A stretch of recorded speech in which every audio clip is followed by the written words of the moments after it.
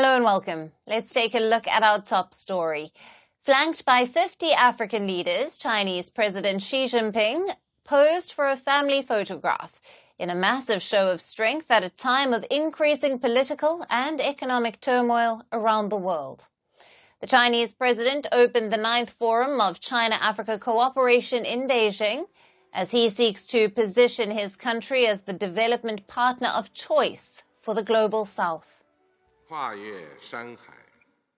The friendship between China and Africa transcends time and space, surmounts mountains and oceans, and passes down through generations.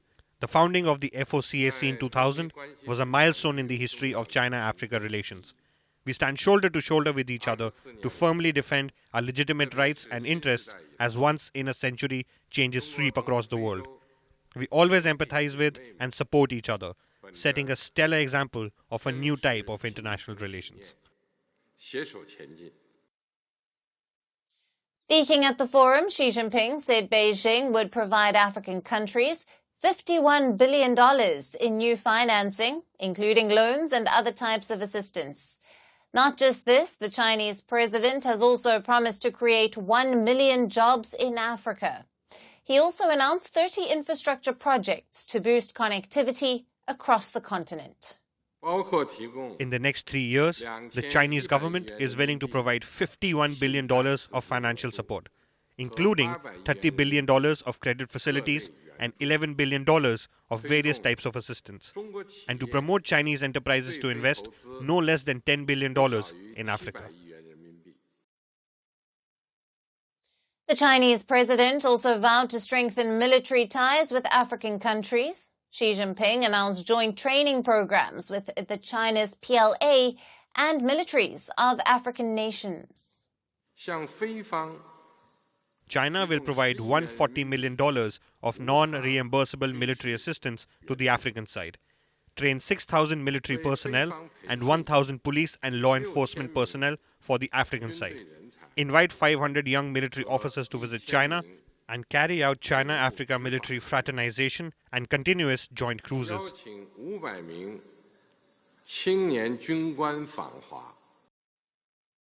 The Forum on China-Africa Cooperation Summit chalks out a 3-year program for China and every African state except Eswatini, which retains ties to Taiwan.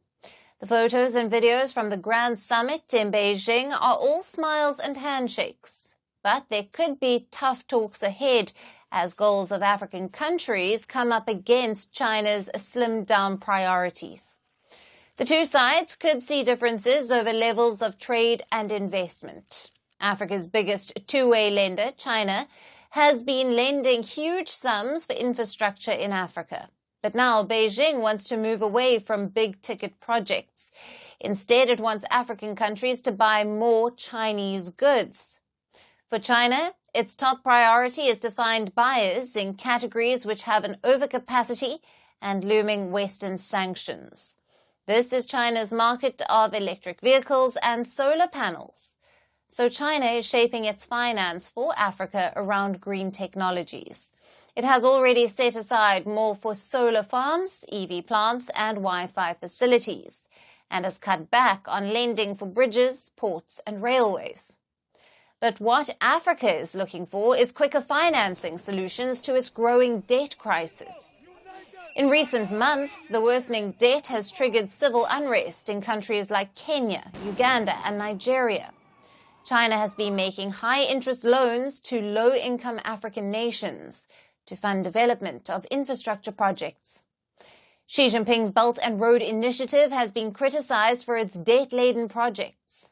The United Nations has called for fresh reforms to the international financing structure, warning that Africa's inadequate access to debt relief is a recipe for social unrest. Many African countries are mired in debt and struggling to invest in sustainable development. Many have no access to effective debt relief, enjoy scarce resources, and clearly insufficient concessional funding to respond to the basic needs of their population and protect them from the ravages of a climate crisis they did nothing to create. This situation is unsustainable and the recipe for social unrest. So, during the current summit, African delegates want to hear how China plans to meet its 2021 summit pledges to buy $300 billion worth of goods from Africa, which still remains unfulfilled. They also seek assurances on the progress of incomplete Chinese-funded infrastructure projects. At the heart of the summit is a geopolitical battle for influence in Africa. Its vast and rich trove of resources, potential of a young population, and 54 seats in the United Nations have China, Russia, and the United States laid west competing for power. The United Kingdom, Italy, Russia, and South Korea have also held Africa summits in recent years.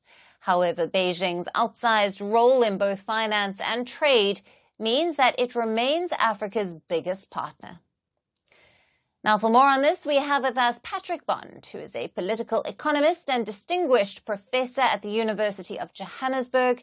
He is joining us live from Cape Town, South Africa. Hello to you, Professor. Good to be with you again, Alyson.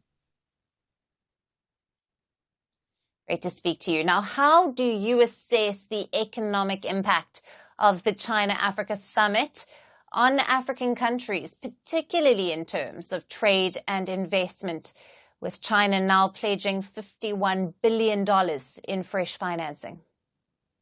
Yes, and the fresh is the crucial question, because some of these are projects that have been discussed for years, decades in some cases, but they are debt-laden, as you pointed out.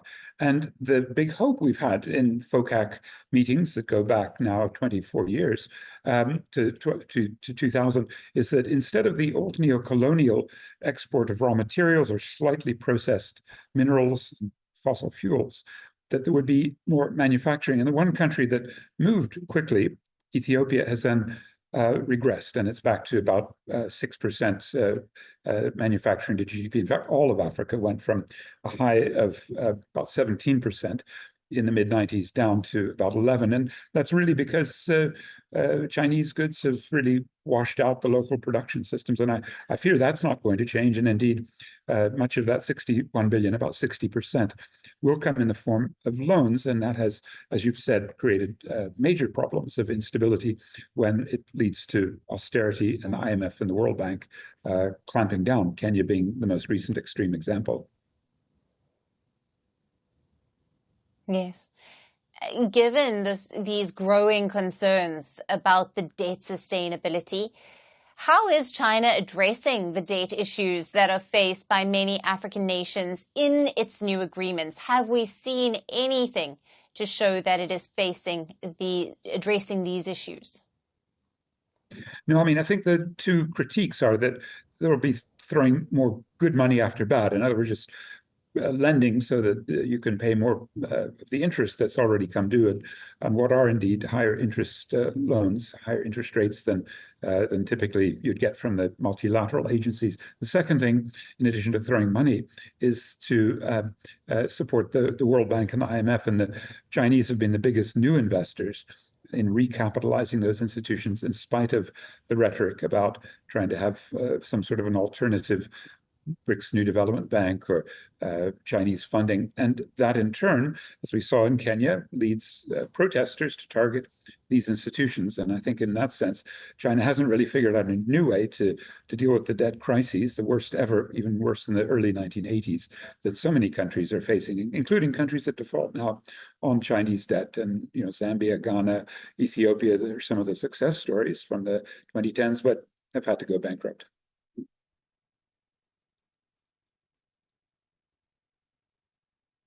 Absolutely. And now we have seen the geopolitics that's playing out in Africa. What are the implications of the China-Africa summit for the global South? And how might it shift the balance of power in international relations? We have seen this renewed interest in the African continent from the West, from Russia, and of course from China. Yes, and you know, Russia and China seem to work together through especially the meeting in late October of the BRICS. And there are now not just South Africa, but Egypt and Ethiopia going as full members, although Ethiopia probably won't be allowed to join the BRICS New Development Bank.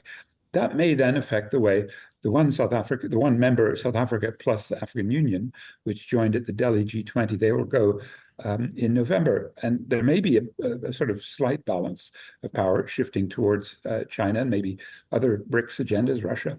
But, the real dilemma is the geographical relationships, for example, to the copper belt and the new energy materials that are desired, cobalt and the Zambian and Democratic Republic of the Congo. The US is trying to push some of those to the west through Angola and the Lobito corridor. So China is now offering to rehabilitate the Tanzania-Zambia railway so that the goods will go east. So I can sort of see a bit of a pull of infrastructure.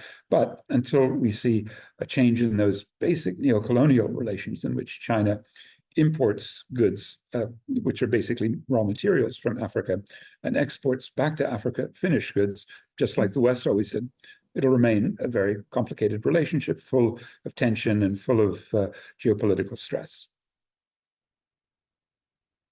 Yes. Professor, thank you for being with us on First Post Africa. As always, your valued insights are appreciated. Thank you.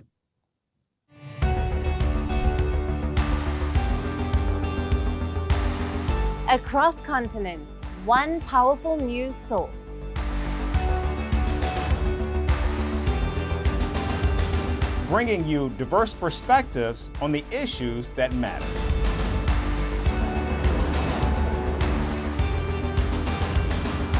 We go beyond the boundaries to give you that little extra about every sporting moment.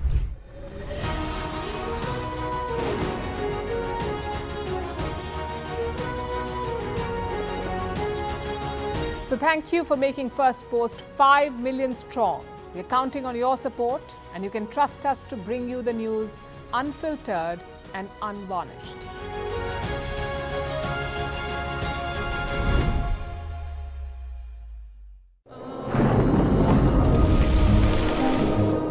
Climate change is on our doorstep.